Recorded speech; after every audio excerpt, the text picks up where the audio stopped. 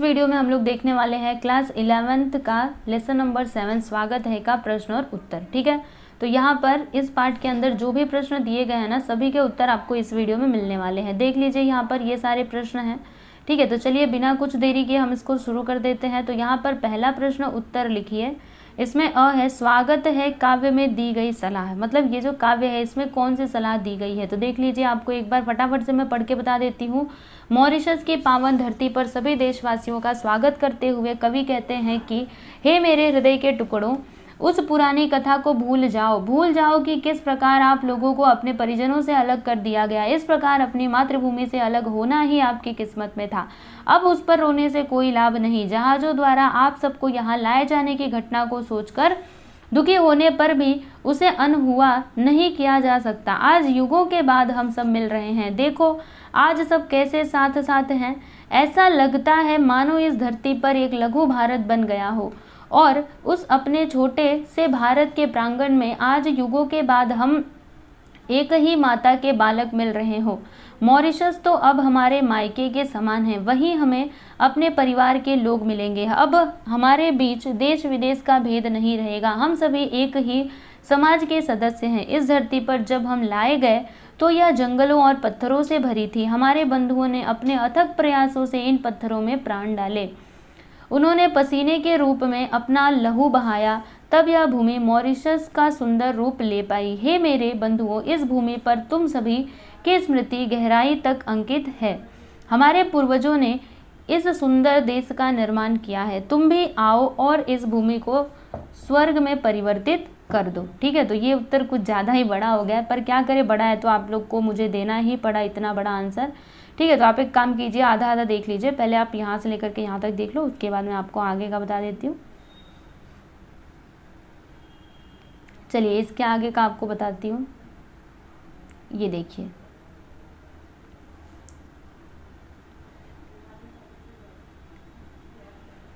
उसके बाद यहाँ पे आ है, प्रथम स्वागत करते हुए दिलाया विश्वास।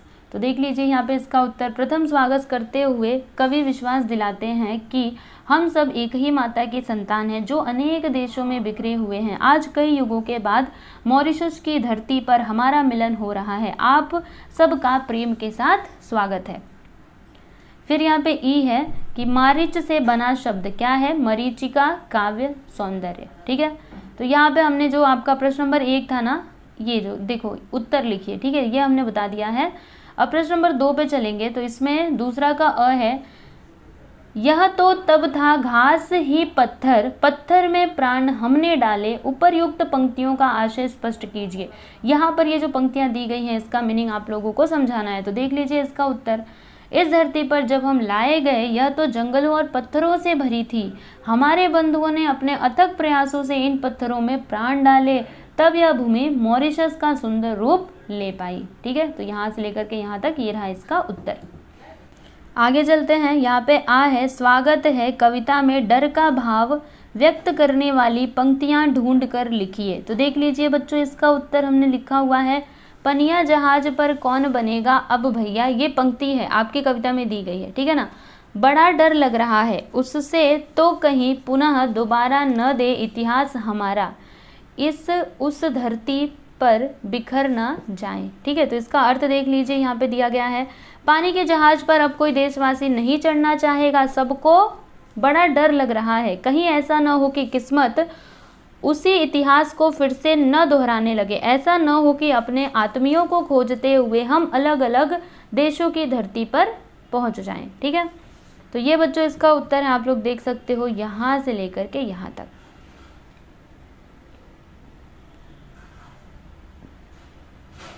आगे चलते हैं, अभिव्यक्ति।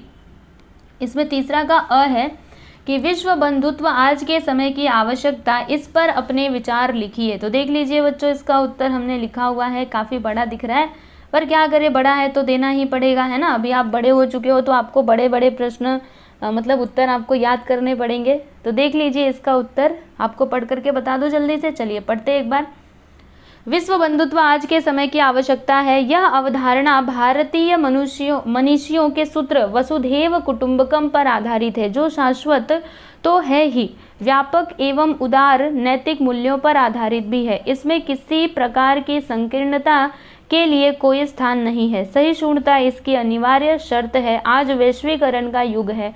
विश्व की बढ़ती जनसंख्या के कारण संसाधनों और उत्पादों की त्वरित प्राप्ति के लिए, त्वरित यानी क्या होता है, तुरंत, ठीक है ना, देखो यहाँ पे त्वरित यानी क्या, तुरंत, ओके, त्वरित प्राप्ति के लिए परस्पर एक दूसरे के सह अस्तित्व की भावना को बढ़ावा मिला है। किसी भी देश की छोटी बड़ी प्रत्येक गतिविधि का प्रभाव आज संसार के सभी देशों पर किसी न किसी रूप में अवश्य पड़ता है। परिणाम स्वरूप सभी देश यह अनुभव करने लगे हैं कि पारस्परिक सहयोग, स्नेह, सद्भावना, सांस्कृतिक आदान प्रदान और भाईचारे के बिना अब उनका काम नहीं चलेगा। संसाधनों की बढ़ती मांग और उसकी पूर्ति के प्रयासों ने पारस्परिक दूरियों को समाप्त कर दिया है। फलस्वरूप विश्व बंधुत्व का विशाल दृष्टिकोण वर्तमान स्थितियों का महत्वपूर्ण परिचायक बन गया है।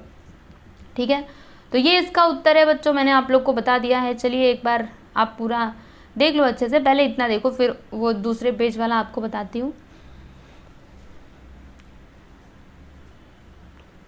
आगे का देख लीजिए। फिर यहाँ पे आ है कि मातृभूमि की महत्ता को अपने शब्दों में व्यक्त कीजिए। जो हमारी मातृभूमि है उनके महत्व को आपको अपने शब्दों में बताना है। तो देख लीजिए, इसका उत्तर आपके सामने है, मैं आपको बताती हूँ, पढ़ करके ध्यान से देखिएगा। मातृभूमि अर्थात वह स्थान जहाँ हमारा जन्म होता है, उसी को तो कहते हैं ना मातृभूमि। जिसके अन्न जल को ग्रहण कर हमारा शरीर क्या होता है, पुष्ट होता है। जिसकी गोदी में पवित्र वायु में सांस लेकर हम जीते हैं, वह हमारी माता के समान होती है।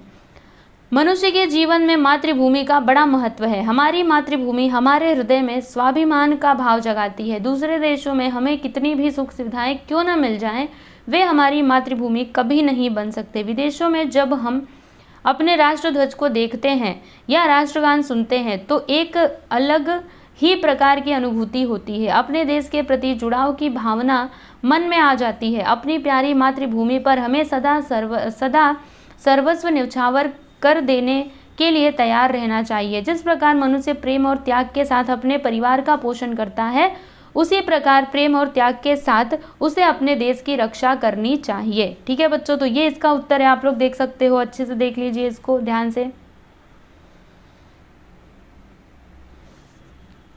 चलिए आगे चलते हैं। यहाँ पे अभी रसास्वादन में चौथा है, गिरमिटियों की भावना तथा कवि की संवेदना को समझते हुए कविता का रसास्वादन कीजिए। तो इसका उत्तर यहाँ पर देख लीजिए, हमने लिखा हुआ है, मैं आपको बताती हूँ, एक मिनट रुक जाइए ज़रा सा। यस, तो ये देखो बच्चों, ये पूरा कंप्लीट आंसर है, आप लोग देख सकते हो, एकदम ध्यान से देख लीजिए, इसको लिख लीजिए।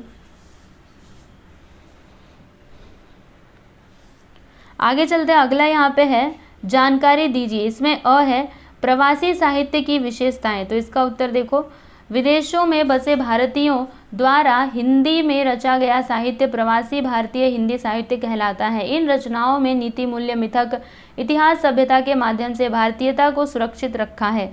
प्रवासी साहित्य ने हिंदी साहित्य को समृद्ध बनाने के साथ साथ पाठकों को प्रवास की संस्कृति, संस्कार तथा उस भूभाग के लोगों की स्थिति से भी अवगत कराया है। ठीक है, अगला वाला देख लीजिएगा, क्या है, अन्य प्रवासी साहित्यकारों के नाम। तो देख लीजिए, हमने यहाँ पे नाम लिखा हुआ है, पहला जोगिंदर सिंह कंवल, फिर दूसरा स्नेहा ठाकुर, तीसरा वासुदेव विष्णुदयाल, फिर यहाँ पे चौथे नंबर पे है रामदेव धुरंधर, फिर उसके बाद अभिमन्यु अनंत, फिर यहाँ पे छठा है ब्रजेंद्र कुमार भगत मधुकर और सोमदत्त बखोरी। ठीक है, और फिर यहाँ पे आठवां बेनी माधो राम खिलावन। समझे, तो ये सभी इनके नाम हैं, तो आप लोग देख लीजिए एक बार।